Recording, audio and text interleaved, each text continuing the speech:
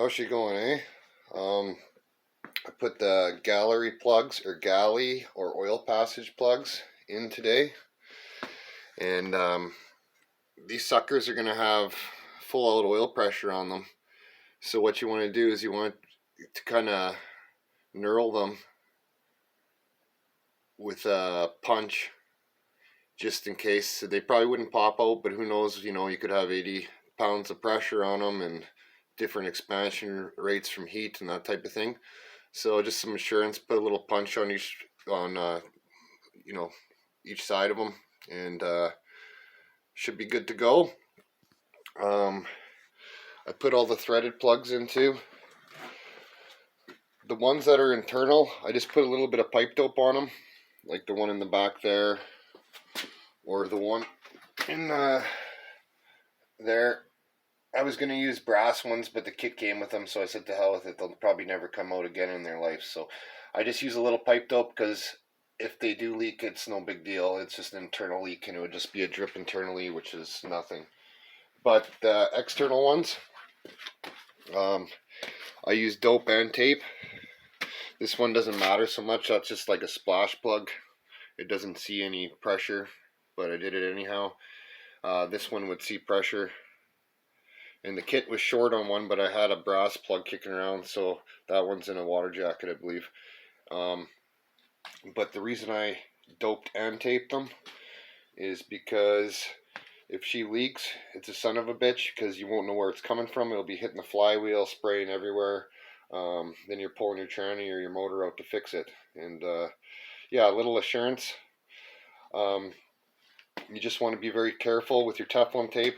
I know everyone uses white tape. White Teflon is shit.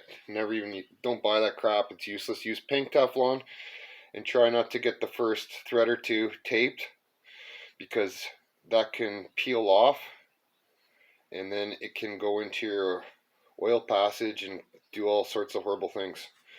So yeah, that's my plan. I'm gonna hard block it, I think, this week, and I will run a hose through the deck and out the drain plug and cover it with Vaseline.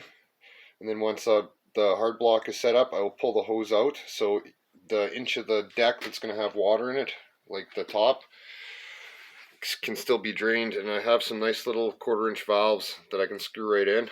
So I'll screw the 1/4 inch valves in, and then I'll just put a plug in, you know, hand tight in a bit, just in case the valve got knocked open or something like that. But I think it should work out pretty good. Pistons. Alright, so that's lacquer thinner. I've had them sitting probably a week, 2 weeks, and you know, they're not polished right up, but they definitely got the carbon softened. So this is what I did after that. I put them in the vise, and I took a brass brush on the drill, but I didn't lean on it. I pretty much just used the weight of the drill, and the carbon came right off. And yeah, that's as far as I'm going to go.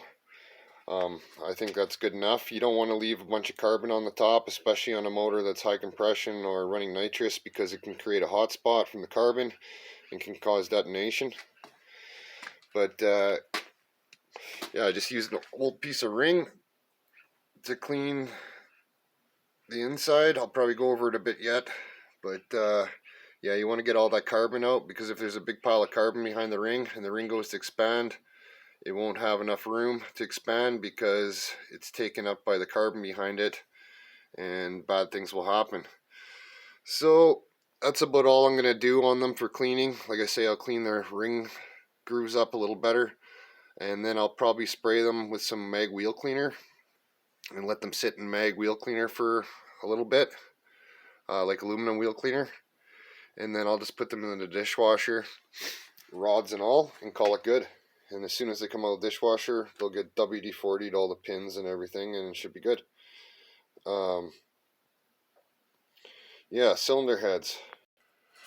Alright, here's that head again. A fellow by the name of Rodney Bird gave me some great information, and I'm very thankful for it, because these things, I don't know, it seems like no one knows what the hell they are. But yeah, he said use a Generation 5 big block Chevy stud, which is 3/8 on the bottom, 7/16 top. So my buddy Michael will have to get some 7/16 uh, roller rockers for it.